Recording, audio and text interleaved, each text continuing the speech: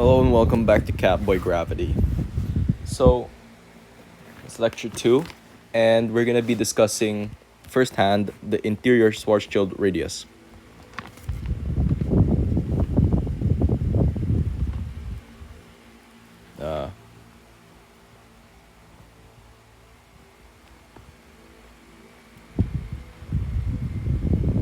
So, thus far we've only discussed about the space that surrounds a given catboy.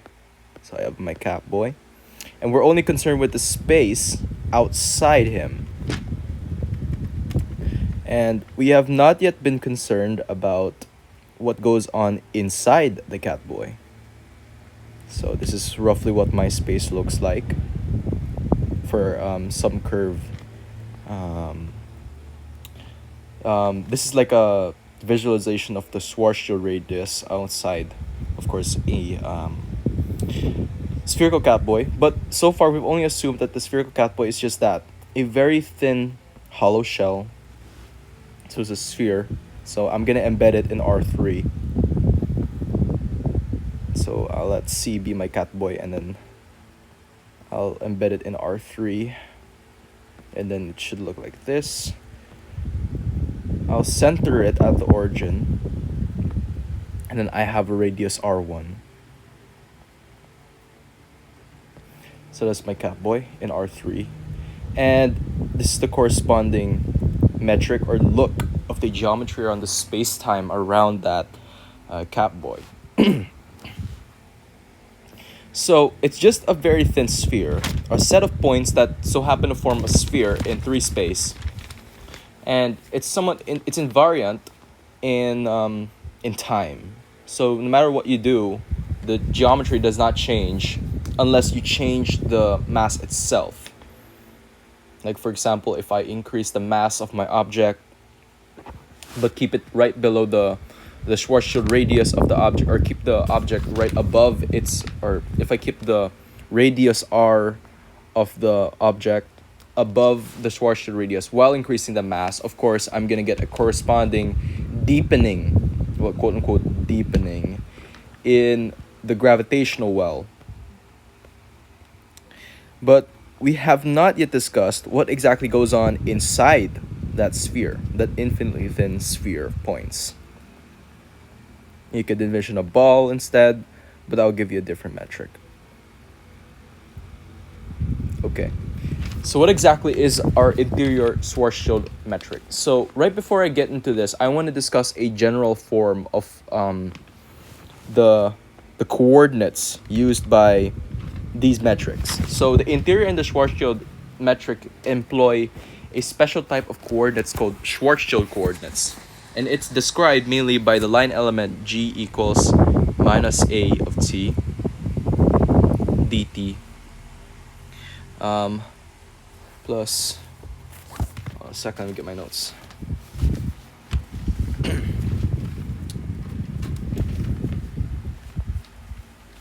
Oh, sorry, this is of r, not of t. It's a function of r dt squared.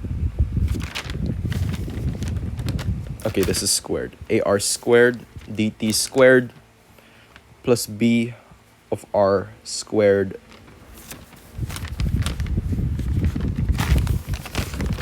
b of r squared b of r squared d r squared plus r squared d theta squared plus sine squared theta d phi. And I want to state that this here is the standard metric on the 2 sphere. It makes sense. It makes sense to have this kind of metric because, of course, we're dealing with spherically symmetric masses and nothing more.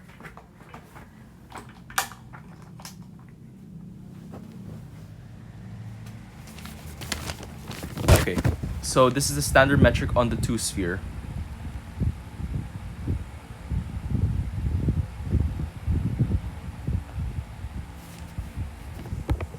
And that would give you a 2 sphere, of course.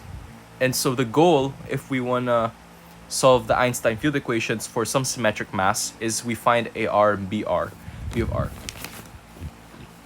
So the interior Schwarzschild radius.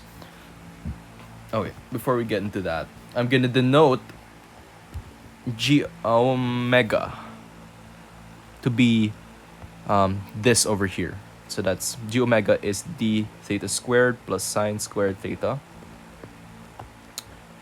d phi. Okay, so what is the interior Schwarzschild radius? Or metric. So the interior Schwarzschild metric is given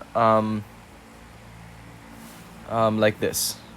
So my ds squared, or my line element, which is c squared d tau squared, is equal to minus 1/4 times 3 times the square root of 1 minus rs over rg minus the square root of 1 minus r squared rs over rg all squared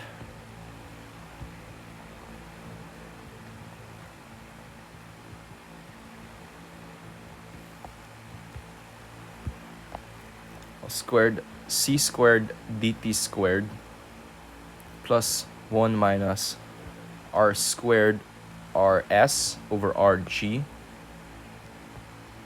to the minus 1 dr squared plus r squared g omega, where g omega is this over here. Rg is the r coordinate on the R2 sphere,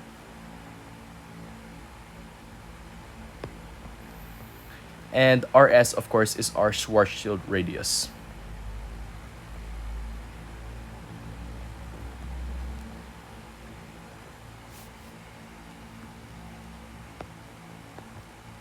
So our Schwarzschild radius.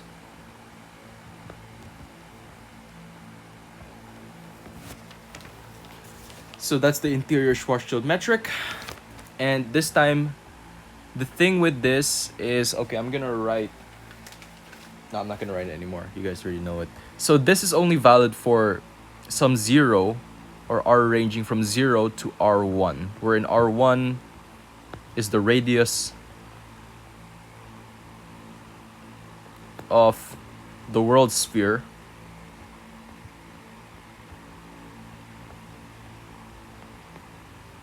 of the Catboy. Okay. So again, this metric is only valid for this type of value. And so if you want a full picture, right, if I have my Catboy over here, and I want to know the full picture of this, of what's going on around him, I'll use a different color for that. Let's use blue. So if I want to know what's going on around him, the space-time around him, what it looks like, I'm going to use the exterior Schwarzschild radius. While if I want to know what's going on inside him, I'll use red for that. Or the space-time, what's going on in the space-time inside of him. Okay, I'll just use blue instead, because that looks like a blush. I'm going to use the interior Schwarzschild metric. So ext as metric for this, and int as metric for this over here. Okay?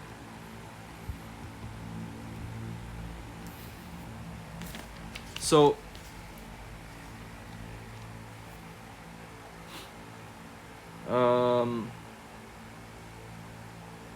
okay. So here's some additional stuff they want to say about the variables involved here. So for this metric, or for this line element in the coordinate system that we've discussed, t ranges from minus infinity to positive infinity, and it's a real value. Or if you want, it could be it could be part of FR. Okay. So our femboized real numbers, because in the generality of all our courses, making structures compatible from each other is important. So I can't associate a femboid type structure with a regular mathematical structure without femboizing the other or defemboizing the other. All right. So that's for T. Next, R ranges from some R0 to R1, and theta ranges from 0 to pi, not including both of them, and then phi ranges from minus pi to positive pi. So here's some additional stuff. Of course, R here, each of these guys are real values or femboid real values. So it's either R or FR. Well, over here, our world sphere, the world sphere of our cat boy, it's sort of a femboid structure. You could say it's a femboid structure in the sense that it's created out of a femboid. So you guys can still use FR, but in the same sense, the value that we use to construct the world sphere is a real sort of thing. It's a value that's real, a real number, right? So like the radius of the world sphere of your cat boy is its height, right? And that's a real number. Height is a real number, or it's measured by a real number. So I suppose you can still say that T, R, theta, and phi, or any of the other variables that we use in constructing our metrics or in describing our metrics through the line elements of, could take on real number values instead of, associations. Because we define, of course, FR to be a set of associated femboids to real numbers. So it's an ordered set of femboids that are associated to the reals, right? Now, I'm not going to construct a space just yet, or a mathematical structure just yet that accounts for catboys, but catboys are a specific subset of femboids, and I don't think that's necessary anymore. Okay. So now that we've discussed this formulation of the interior Schwarzschild radius, let's discuss other ways of making it look cleaner. Okay. So if I let R, so mathcal R squared equals some value R cubed of G over RS, and then I negate my ds squared, I get this. So minus ds squared is equal to minus c squared dt squared, or d tau squared, sorry. D tau squared is equal to still minus 1/4 times 3 square root of 1 minus r squared g over r minus the square root of 1 minus r squared over r, big R squared, all being squared, c squared dt squared plus 1 minus r squared over big R squared to the minus 1 the r squared plus r squared, and then the standard metric on the two sphere, g omega. And okay, so far we've had 3 R values, and I don't want you guys to confuse that. R here is this specific ratio between RG and RS. RS is still the Schwarzschild radius, and then RG is still that R coordinate. So a specific R coordinate, and then R, just regular small r, is any value on the world sphere. So it's any point, or it's the length of any point if I embed my world sphere into a three-dimensional coordinate system or a spherical coordinate system. So if I embed my world sphere C into R cross S1 cross S1, then R is the length of a point on the sphere with respect to the origin. So length of a point on the sphere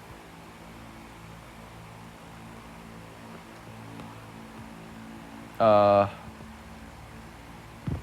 length of a line joining a point on the sphere to the origin. This is a very loose definition, and it only considers if we embed our Catboy world sphere into our R1 cross S1 cross S1, and that is, of course, the standard spherical coordinates given by the vector r theta phi. And r theta phi are still the values up there, and they still satisfy this over here. So they're either real values or they're femboy real values. Alright, so that's one other formulation of the interior Schwarzschild radius. Now, let's discuss a much more shorter way of expressing it via a new introduction of a variable eta. So if I let eta equal the arc sine of r over big R, big R is still this value here, but the square root of, the square root of this here. Okay, so same thing for this kind of R over here that I discussed a while ago. And if I let eta g denote arc sine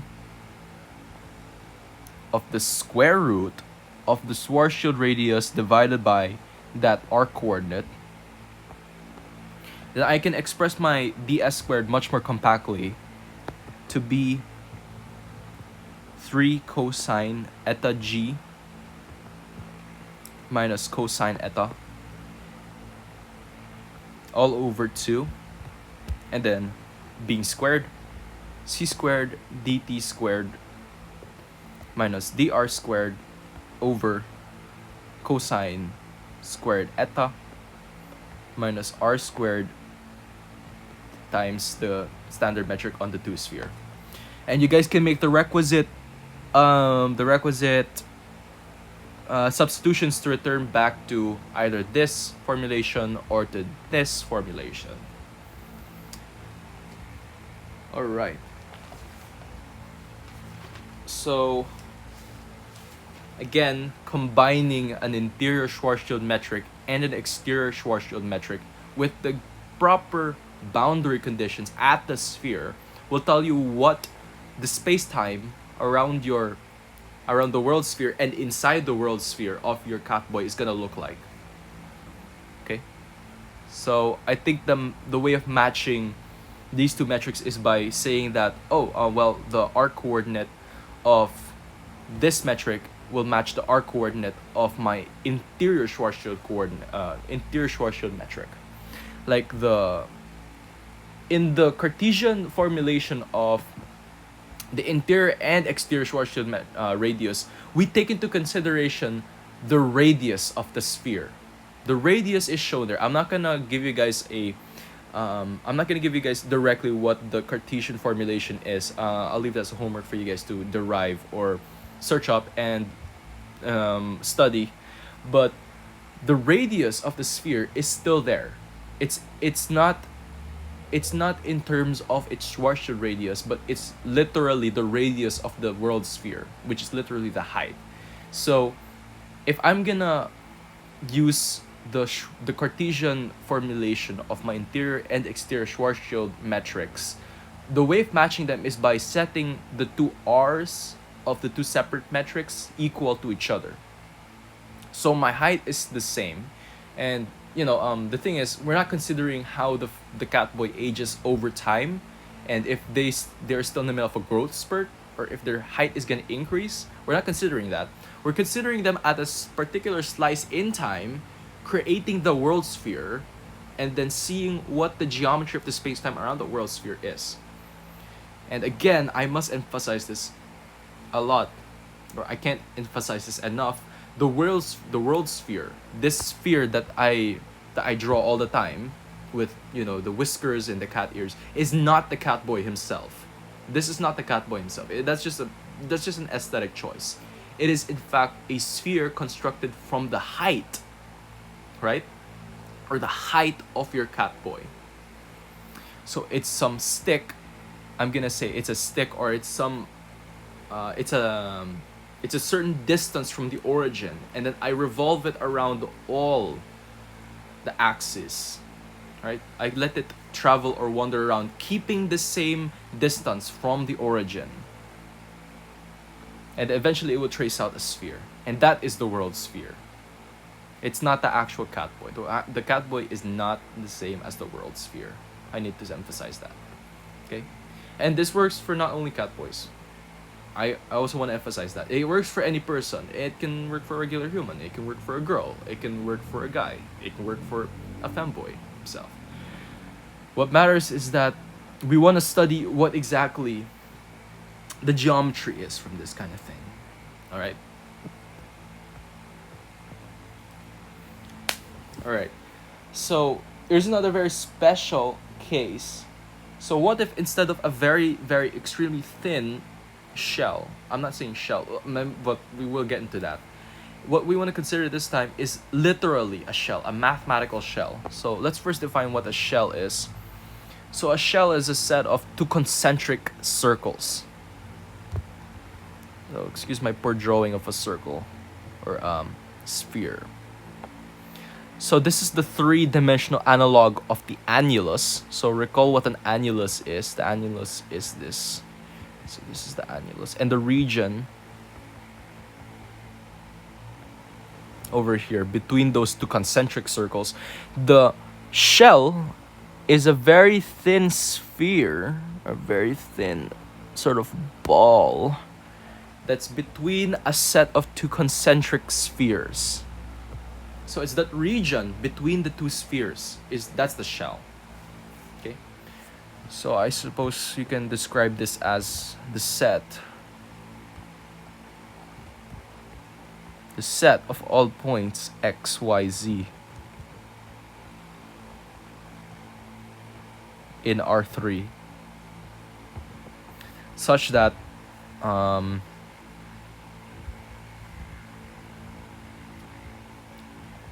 x I think it's two sets of points. Yeah, wait. So it's some r naught less than x squared plus y squared plus z squared, so on. So r naught squared less than r1 squared. Okay, there.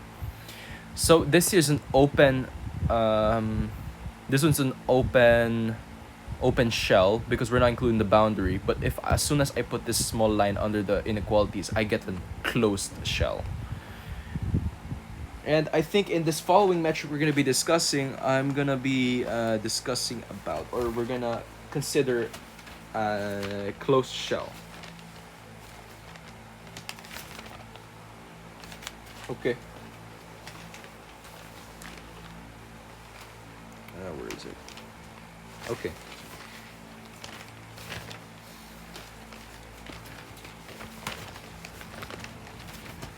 Okay, so this metric was discussed or was derived by De Lyra, Orselli, and Carneiro.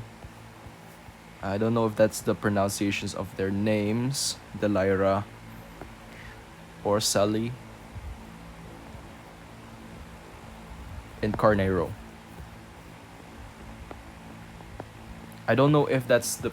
Yeah, this is their names. I'm sorry for repeating myself. So it was formulated by these three here, and they considered a shell of fluid with energy density rho naught Now, I don't know if they're pertaining to a quantum mechanical type of fluid or if they're talking about a classical type of fluid, but what matters is that it has an energy density rho naught between two shells with radius r1 and r2. So again, I'm gonna draw my r cross s1 cross s1. Okay, and then I have a radius r1 and then a second radius r2. I don't know if I can construct. Can I construct shapes here? Nope. Yeah, I can. All right. Not hollow though.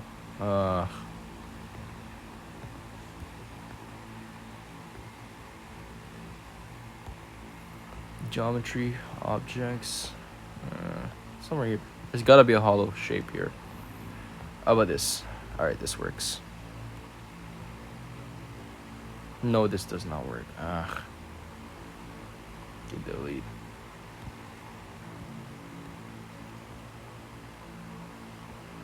Yeah, I'm just gonna draw it itself. Okay. Oops. So I have this first sphere, and then I have a second sphere like that and like that. So we're considering the region between these two spheres. Okay. And we want to know what the space-time is inside the shell and outside the shell. So go back to this picture over here.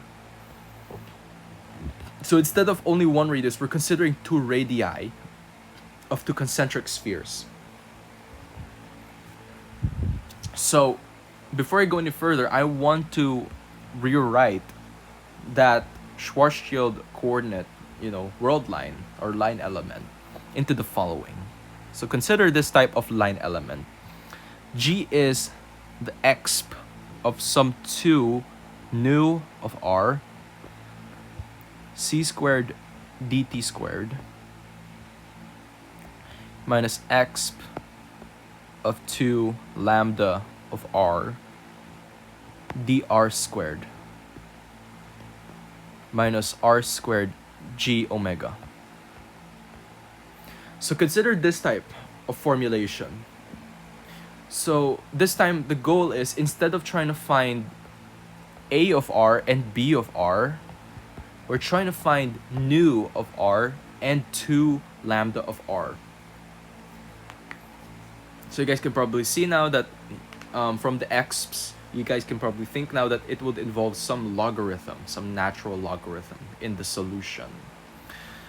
So, and of course, keep in mind all the time that when we're solving these things, we're solving them with respect to a vacuum condition. So we're solving the Einstein field equations where T mu nu is set to 0, okay? For Schwarzschild and Kerr and the Kerr-Newman metric and the interior Schwarzschild metric. But here's a special thing about the De Lyra-Orselli-Carnero solution, or I like to call it the De Lyra-Orselli-Carnero metric. Here's the thing that's special about this metric. T mu nu is not 0. That's what I want to emphasize in this metric, what makes it special. T mu nu is not 0. So it's not a vacuum Einstein field equation solution. Alright? But in fact, it is not 0, but it is a symmetric rank 2 tensor, right? It's a matrix. A symmetric matrix or diagonal matrix. What I mean by diagonal is that the diagonals are non-zero, but every other entry in the matrix is 0. Where T11 or T00, let's start with T00, the very first entry, is some rho of R, and I'll define rho of R later. It's some it's the energy density. It's like the energy density at any point in the system. And I'll define the piecewise function later. And then T11, the second entry on the diagonal, is the same as T22, or the second entry in the diagonal, which is equal to the fourth entry in the diagonal. I mean the second, third, and the fourth. Because we're considering a 4-dimensional spacetime, which gives us, of course, a 4x4 matrix for the metric and stress energy tensors. And that's equal to minus capital P of R, where P of R is the pressure. And rho of R represents, I'm gonna say represents, it's not precisely is, but represents, when I say represents, I'm gonna use a delta on top of the equality sign, so as to say it defines or represents the energy density of my liquid composing my femboy or my catboy. Energy density. Okay. And it's defined as the following piecewise function. So it's 0 for any radius or radius, any point with radius r greater than 0, 1, or equal to 0. It's rho naught for some value hemmed between the two spheres, and it's 0 for some radius outside of the shell, literally outside of the shell. When I say inside, I'm pertaining to the region inside the shell. So it's this green part over here. That's the inside of the shell. When I'm pertaining to the outside of the shell, I mean literally the outside of the shell, the points that are not inside or on the shell. Okay, that's the yellow region that I just drew over there. Okay, so what this piecewise function here means is that there is no fluid outside and inside the shell. So there's no fluid in the yellow region and the green region, only in the blue region. Okay, and yeah, so actually this over here is less than infinity, but I don't think that's necessary. I just mean it. What matters is that outside the shell there's no fluid, and inside the shell there's no fluid, quote unquote, for both of those. Okay, and there is an energy density, of course, in the values hemmed between the two spheres, because of course there is a liquid there and it has a corresponding energy density. And the reason why I said I'm not sure, it's not sure or clear whether it's a quantum mechanical or classical fluid, because it's just an energy density. It's not a density just per se, or an energy per se. Because usually if it's a classical fluid, you could determine its energy via E equals mc squared. Or you can still derive it from the density, E equals mc squared. But if it's a quantum mechanical liquid, we're only dealing with energy densities. We cannot just directly pull the energy from the given values of it, because we have to deal with quantum uncertainty, we have to deal with various principles and other restrictions that quantum mechanics would put on a subatomic particle in this quote-unquote quantum mechanical liquid, if it is one. So it's not clear. But what matters is that we have a given energy density, and that's in place of the mass of the fluid, or the energy of the fluid. Okay. So here's some more boundary conditions. P of R1 is the same as P of R2, which is 0. So there's no pressure acting on the two concentric spheres that bound the fluid, right? Because the thing is, if the pressure is non-zero, at the start time t equals 0, or at all times t equals 0, that means the fluid is experiencing some stress, and if I let it go, or if I let it evolve over time, the fluid's gonna flow out in the direction where this opposite to where the stress is applying it. So if there's a pressure in any point on these two concentric spheres that bound the fluid is going to jump away, or move towards some direction, and not stay put at the next instant in time. So I want my pressure to be 0 at the spheres. Okay. And also, of course, no pressure inside and outside the spheres. Okay. Because that means that there is no liquid there. Because, pressure only happens if we have a medium to mediate it, like air or liquids, gas or liquids. In this case, it's a liquid. However, it's unclear whether what exactly is the pressure at the shell. And here's another value that will come important when we write our answers or write the solution to the Einstein field equation, and that is r mu. So now we have 4 values for r, but in this metric, the De Lyra or Salicarnero metric, we only have 1 value for r, or 2 values for r, which is that radial distance. We have r1, which is the radius of the inner sphere, the one that's bounding the green region, and then there is the r2, which is the radius of the sphere bounding the first sphere, the green region, and the blue region. Okay, but this time r mu is some determining constant that tells you if there is a singularity in your space-time and where exactly. And so if r mu is less than 0, that tells you that there exists a singularity at minus r mu.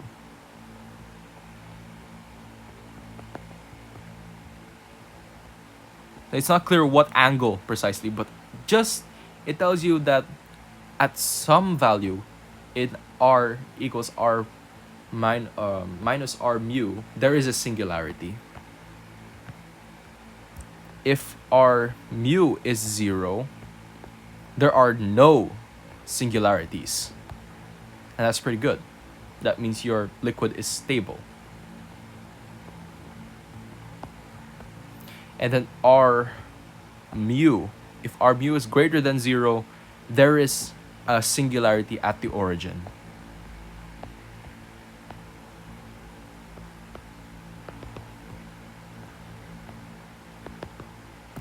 Okay, so that's another important variable that we have to consider. Now, I outright don't have a formula for what r mu is. I think you guys can find it in the paper. I sort of skimmed over that part. So r mu, very important variable that tells you if you have singularities in your space-time. And I have reason to believe that this is related to our energy density and our radius, because our Schwarzschild radius, of course, because let's say if our energy density is high and then we have a small radius, right? Of course, it will turn into some black hole, or there will exist, or a singularity will form at some point when we let the system evolve over time. So, in the end, what is our nu r and lambda r?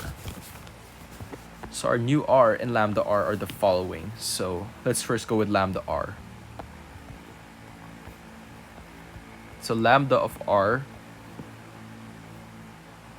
is equal to minus 1/2 of the natural log of r plus r mu over r for some value 0 less than equal to r less than r1. So this is the region inside the sphere. So this is the value of lambda of r in the green region in my diagram above. Next, it is minus 1/2 ln of kappa times rho naught times r2 cubed minus r cubed plus 3 of r minus rs all over 3r. There's some r1 less than equal to r less than equal to r2. So kappa is that constant in the Einstein field equations, which is 8 pi g over c to the 4th. Okay, so that second cosmological constant we have to take into consideration when solving the Einstein field equations. Is part of that equation. That's pretty neat. And this is for the fluid itself, the space-time that's, between the particles that compose the fluid. And the next, minus 1/2 ln of r minus rs over r for some r2 less than equal to r, or r greater than r2. So the space outside the sphere, so the yellow region. So that's the lambda r in that particular space.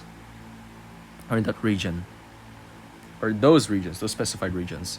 Next, let's write out our nu of r, and it was found to be as such.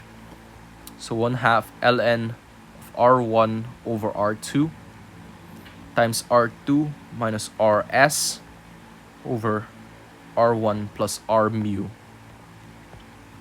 plus 1/2 ln of r plus r mu over r. And this is for each r inside the shell. So this is for the yellow, I mean green region. Next, let's consider the region inside. So the blue region, 1/2 ln of r2 minus rs. I know that looks like a z, sorry. rs over r2 plus ln of z of r. I'm gonna state what z is later. It's some integral. r1 less than equal to r less than equal to r2. So this is the blue region in my diagram above. And then lastly, it's 1/2 ln of r minus rs over r for some r2 less than equal to r less than infinity. So the yellow region in my diagram above. So now we have so the thing is, the metric for takes on various forms when it comes to the regions inside, inside the liquid itself, inside the shell and outside the shell. So just take note of that. And it's defined piecewise, I suppose, or component wise. All right, so what is z of r here? So in the end, z of r is worked out to be this incredibly nasty integral. So before I define z of r, I want to define some couple more variables. Precisely gamma naught squared. And that's equal to kappa, the value above this here. And that's times rho naught. So the density of the fluid itself. And so another one, which is regular P, just P of r, which is the pressure at that value r divided by the density of the liquid. So now we have that, let's define z.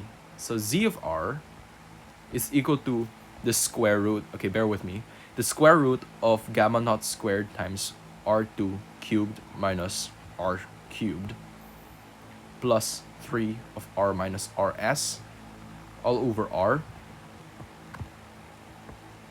times the square root of r2 over 3 times r2 minus rs. Then close that radical. And then this is plus 3 over 2, the integral from r2 to some r ds, with respect to s of gamma naught squared, s the 5 over 2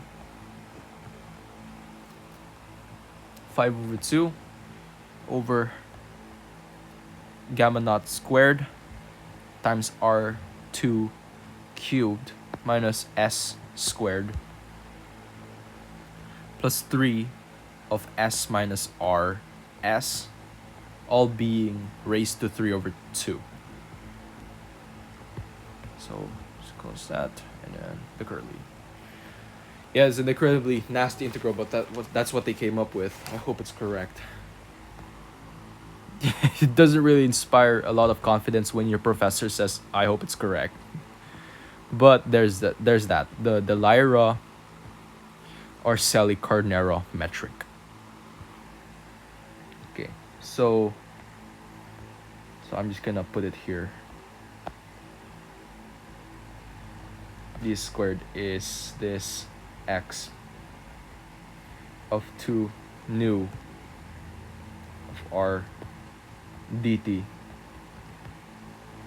plus c squared dt squared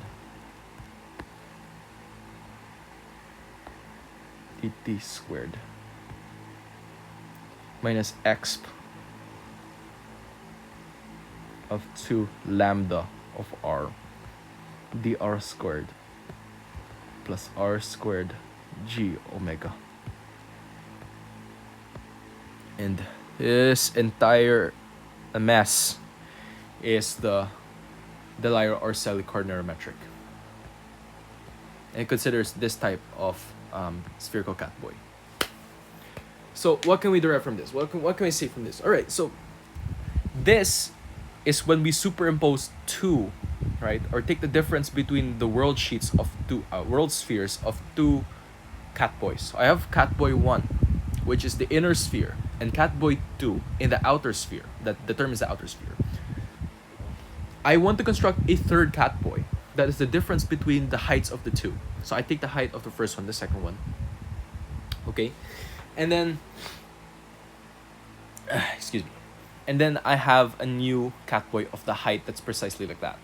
All right, so if I create a shell out of that height, this would be the metric that I would have. And of course, I will designate or measure a corresponding energy density,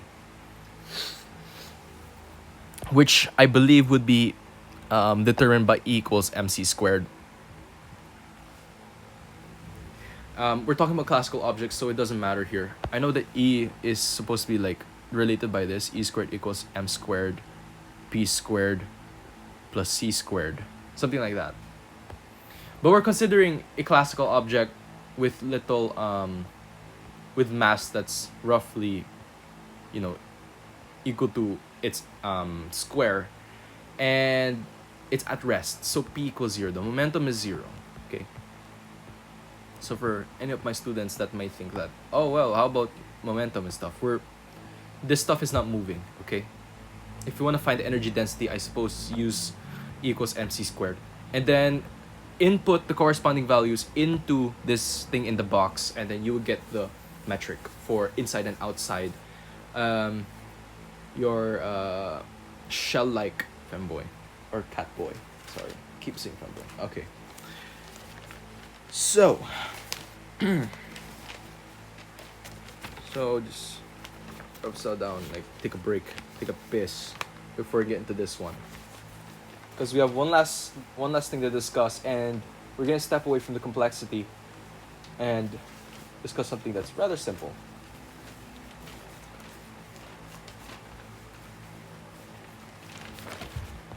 All right, so this thing we're gonna discuss next is called redshift.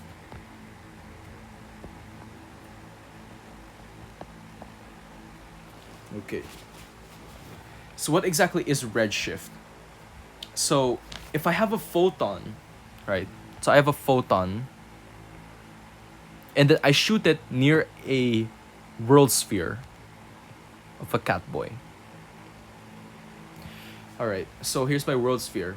The thing is, what happens to the photon if I shoot it near this object that generates some gravitational field? I'm gonna draw it like a bunch of arrows pointing down or towards it. So it generates that kind of gravitational field. The thing is, when I shoot photons through them, the photons will lose energy, or they will shift in frequency or wavelength, because photons act as either particles or waves. So this is not like a femboyized version of a photon or anything. It's a regular, honest to God photon that we observe with our eyes, that mediates light and electromagnetism. So an honest to God photon, and I shoot it near a catboy that generates some gravitational field, right? It's gonna lose energy, and it's gonna change the color that it emits, or that you would see, right? And this sort of amounts to that bending look around those black hole diagrams or drawings you see, or artistic depictions of black holes. That's the thing, that's the bending, that warping of space-time you see around the event horizon.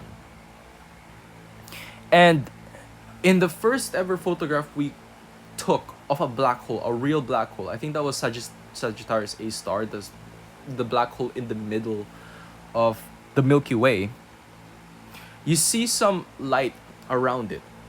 And that's essentially photons that were changed via redshift. So what is the unit measurement for redshift? The unit measurement for redshift is parts per million, or some factor of a million. It could be parts per billion, ppb, or parts per quadrillion, which is pp capital Q, oh no, small q, or parts per quintillion, pp big Q. But I doubt those measurements would be of much use to us. Okay, so notice how at each point in my gravitational well, for example like this,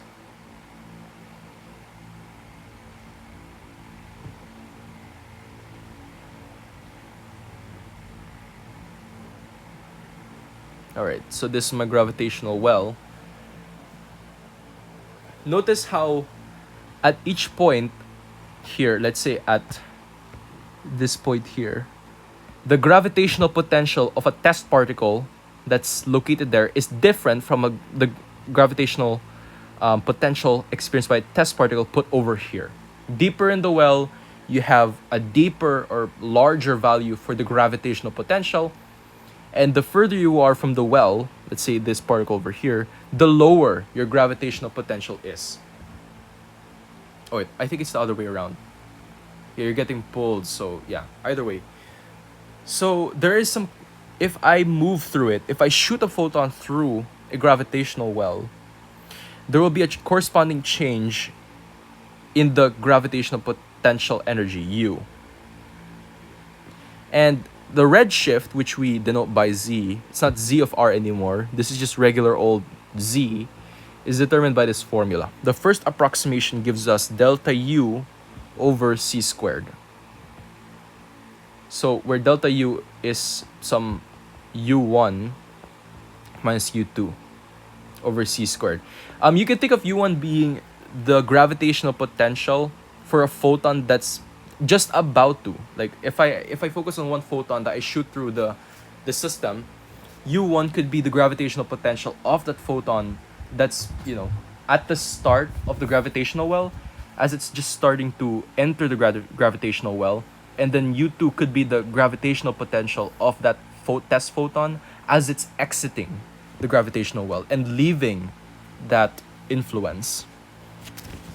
So this is for a first approximation. So for the sun, so if I consider a world sphere, and if I consider a Catboy world sphere that somehow is almost the same as the sun. It has the same Schwarzschild radius as the sun. It has the same mass as the sun. It has the same, somehow the Catboy we constructed from has the same height as the radius of the sun. Then the first approximation for the gravitational redshift of a test particle traveling through the gravitational well constructed, or that's generated by that mass, is given by 2 times 10 to the 6, or 2 parts per million. So what we mean by this is that for every million quantity of photons. Aba. Ay, di kayo na po yan. So for every million photons we shoot through here, 2 of them is affected and they change frequency. Okay? So now here's the thing. If I use the Schwarzschild metric, so if I have a spherically symmetric mass with 0 angular momentum and 0 charge, then my redshift Z satisfies this given formula. 1 plus Z is equal to lambda infinity over lambda E. It's equal to 1 minus Rs over Re, all being raised to 1/2. Wherein Re is the radius of the emission source. So this is the height of our Catboy generating that world sphere. Or no, sorry, it's the radius of the emission source. So we're assuming some radially symmetric or spherically symmetric source of emission, like say a flashlight, something like that, a spherical flashlight. And this is the radius of that. Rs is, of course, is the Schwarzschild radius of my Catboy.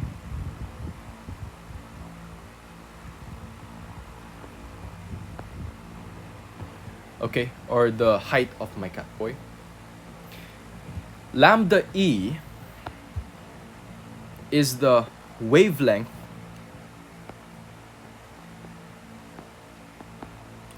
of the photon measured, so seen at the emission source. So from where it was emitted. And lambda infinity is the wavelength of the photon measured or seen at r equals infinity. So the point at infinity. So if you know those two values, you would immediately know the redshift. Okay. So now that's for Schwarzschilds, but how about what if I uniformly distribute a bunch of Catboys, right? A bunch of masses, uniformly distribute them along, say, a lattice. And then each of these guys are equal mass, equal in everything. They're exactly the same. I know it doesn't look like that here, but assume they're exactly the same. So each of these guys exert a gravitational force G uniformly in every direction. So, but we're gonna focus on up. So let's say this is my lattice of them, and then they exert some force G. So for a particle or a photon that's at a precise height, I'll call it delta Y, some specific elevation from the gravitational field, the redshift in that photon, Z, is gonna be delta lambda over lambda, which is approximately equal to G times delta Y over C squared. So the redshift of the photon changes as it travels away or travels through a gravitational field. That's uniform, of course. So G is the gravitational force.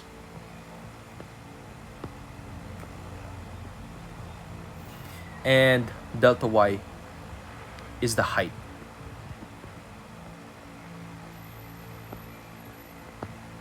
From the gravitational force or the gravitational field.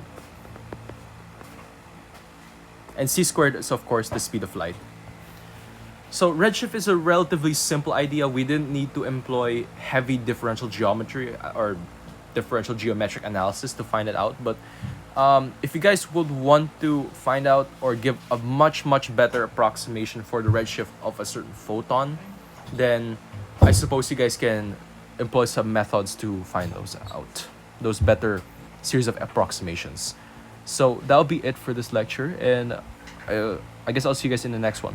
So I'm sorry if this lecture seemed a bit boring because of the style of it. I know you guys are a bit more interested in seeing me actually discuss the thing, but this is a very concrete thing, and I'm not gonna go to school for another day.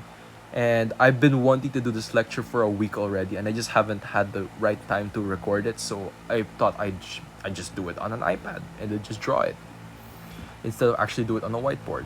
So I guess this is it. So expect that some future lectures may be done in this way, and I'm sorry if it had to come to this.